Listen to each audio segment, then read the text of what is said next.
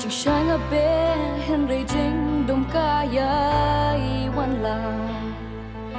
Jing kermen la du bajang jinjar kita Kad ba shining ngapai ngas ngojing kersoi ki umat Ngalin nyar yar trai ka bangan le Penskan na jing tang hu jisu bajing barok in sawai tang da kabur kala jong u penskan na jing tang ha utrai bajing ten coba ngamat ngan yop dang pan siat pa pernah de hang nengan no jing ker ko ba ai ulei kawai pa kawai hanga ula kase hang bikin hunam ban kamandang kuslai ngadai kunjong ublei da lele rungan ong kedu penskan na jing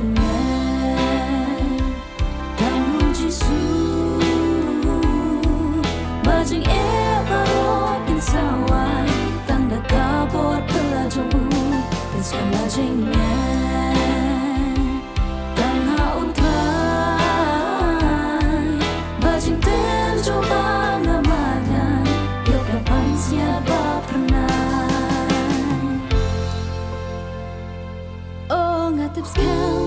nong ben em hasen da jonga la hamen men siam jeng moda shisha ulong ka jeng shai ha jeng em ba jeng ba na em na mar u em ha po chong na penskan na jeng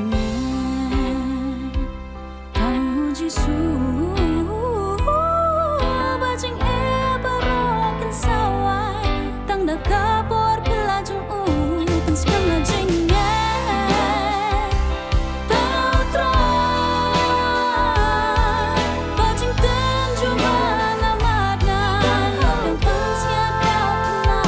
penskan na jing ngin penskan na jing tau trai bajing ten coba ngamat ngan yang pensiat kau kenal ngidon kam yami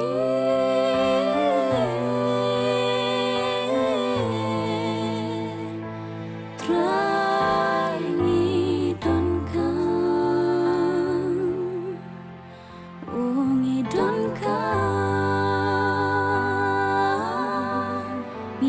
kam yami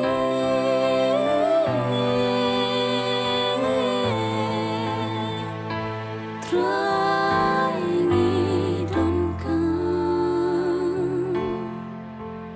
oh ngidon kam